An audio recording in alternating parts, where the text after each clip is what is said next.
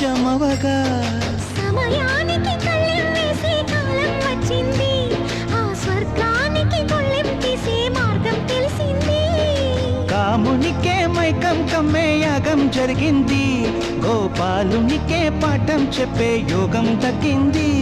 ఆ పాల పుంతని మలవేసి వరించే ఈ పూల పుంతలో పులకింతలు పుట్టించే నీ రసికతకే వేస్తా నా ఓటు, నా అలసటతో వేస్తా ఓటు.